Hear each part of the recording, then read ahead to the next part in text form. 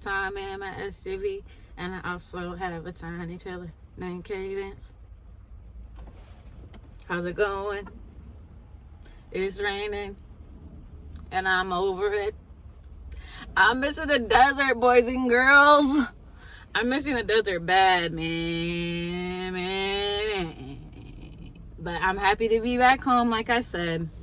I'm just kind of closing stuff out so I can really close stuff out and move forward and just be connected with my community here, with my people that are in alignment with me. And yeah, so it's coming where it needs to. It's doing what it needs to do. But yeah, so today I wanted to show y'all the work that I finished up on the trailer, but it is raining again. So it was probably going to be like a week long or a couple weeks long compilation video where I kind of am attempting to show y'all what is going on, but I wanted to show y'all the videos beforehand because I feel like something that is really hard to show in vlogging, other than me just like spewing out information to y'all and looking stressed out, is like the fine details of everyday nomadic living, or like the really important things. So like when you're a home dweller, when you move to another home, like that's a really big thing for you. You know what I mean? Like you got to think about the boxes and the movers, and if you have kids or family, puppies, pets, all that stuff, like you have to think of all of that. And that's kind of like a stressor, like the energy of all that you have to think about and coordinate and stuff. It becomes a stressor. So when you are a nomad and you're moving from one small space into having two small spaces, it gets overwhelming. It gets overwhelming. And then there's different variations of it. So what I really wanted to do was show y'all, like, my freaking tarp kept flying off. I tried 3 different ways to get this thing on here, and instead of like just saying screw it and not putting a tarp on it and just letting the water just jack the whole trailer up, I found another way to make it work. And so like this is a little bit jumbled, but I think y'all are gonna get it. The point of what I'm saying is, like, this type of life, there aren't holdups. Like it's not a holdup, it's an opportunity to like maneuver and get better. It's always that. So I think it makes working in difficult spaces really easy, because it's not every day's a new day, and it's a new day to learn something new and to like learn something more about people and about yourself. So that's always cool. But this lifestyle has taught me how to maneuver that way and not be so stuck on like emotions and like random things that are not relevant to like the main goal.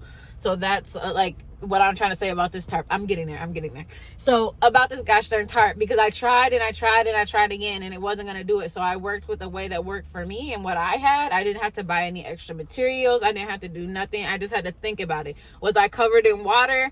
Was there like water dripping all down me from the top of the tarp? Yeah. And I was getting frustrated. So I took a deep breath. And then when I took the deep breath, I saw I could cut the yarn up and tie it down different than what I saw before. You know, so sometimes you got to go through like reiterations of the same thing over and over, and like it not working for you for the last one to like do right. You know what I mean? So yeah, that's what I've been working on. And I feel like what I'm going to be working on while I'm still doing what I'm doing right now, is really sharpening that tool of like,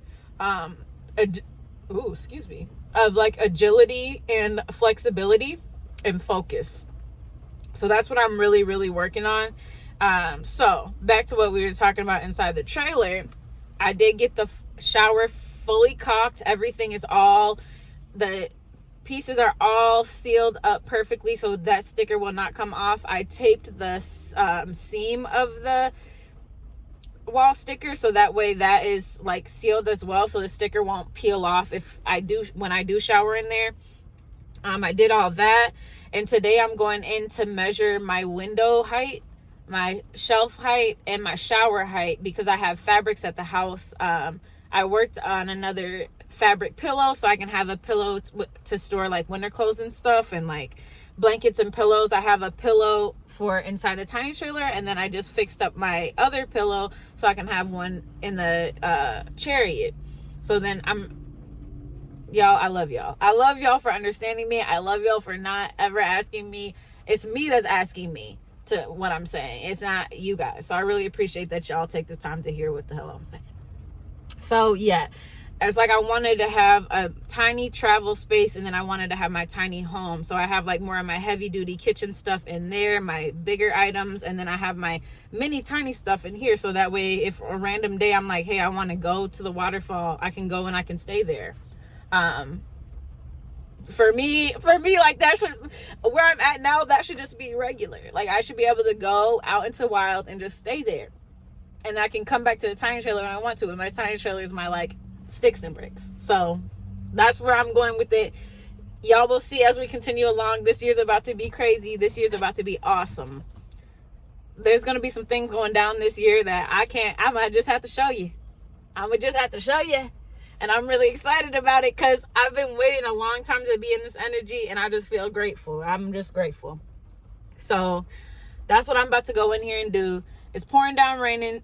So once I get in here, I'm going to see how dark it is and see if I can show y'all what I did with the shower. If not, I'm going to come back another day because there's some other work that I need to do on the trailer. I need to do that exterior work and caulk the corners and stuff, especially before I go in March where I'm going, because their rain is super, super bad.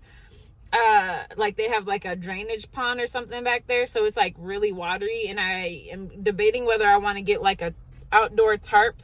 I think I have one, but if I want to do like a outdoor tarp and like an outdoor tent to park it under to keep it good, or how I'm gonna do that. But I definitely need to scrub off all of that polyurethane that I painted on in Arizona because it's done.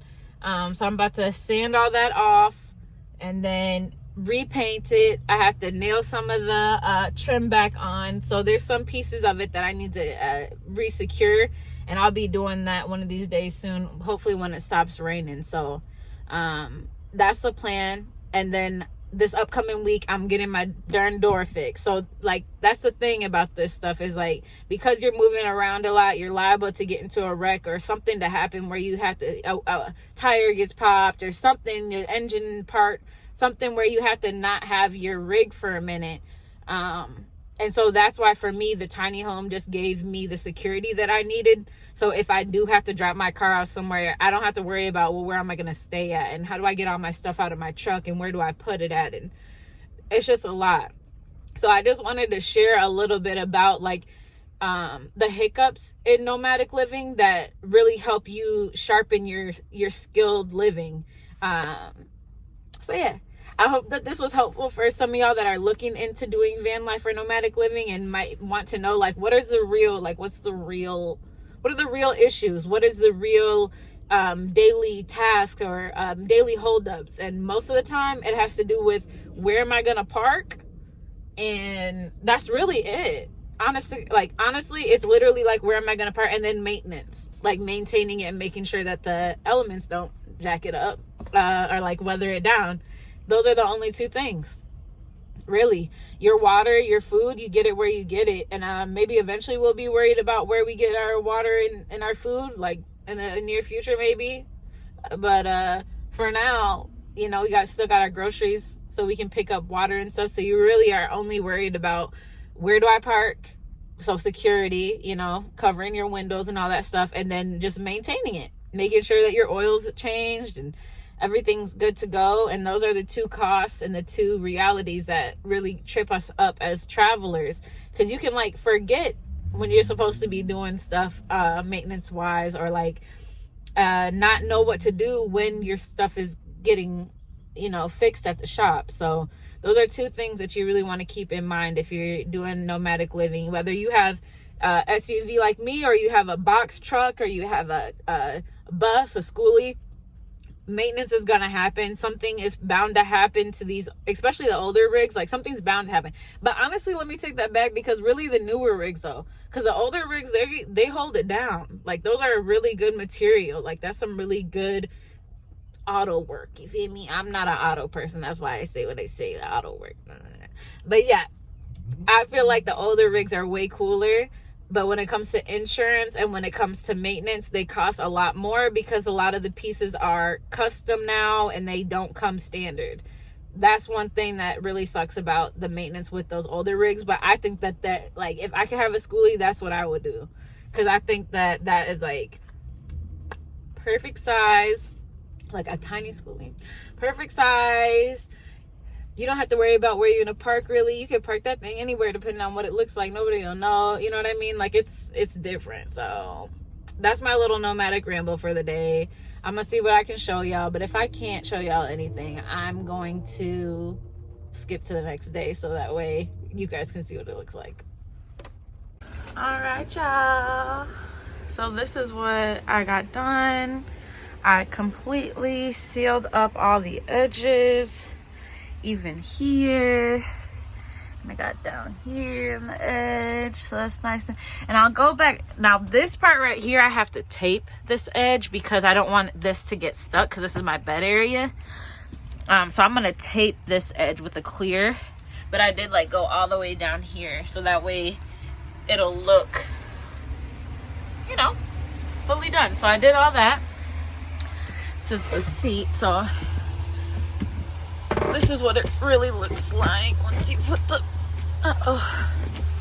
seat on there. So yeah, I freaking love it. I think it looks great. I'm super proud of it. And then I went through and then I cleaned up everything too. So I put all my bedding and stuff away. I cleaned out all of this, and I had a big box here, and I fit all of my tools that were in that box into here, except for my like heavy tools. So I cleaned up that really good. My next thing is to clean up this, all my boxes and stuff like that, and make sure I minimize them down. But yeah, so far this is what we got going on in here. So I'm about to measure the height of the shower, my curtains, and I wish I could take a curtain with me, but I can't because they need to cover what's in here. So I'm gonna measure for the windows, for the shower, and there was one other thing. Oh yeah, the shelf back there, because I'm trying to get my water tank situation together. So I'm about to measure those things. I just wanted to show y'all that it doesn't always look so pretty and cute like everybody wants to make it look sometimes, but it comes together. All right, y'all, thank y'all so much for all of your likes, subscribes, and comments. I appreciate you so much, and I will see you on the next video. Peace.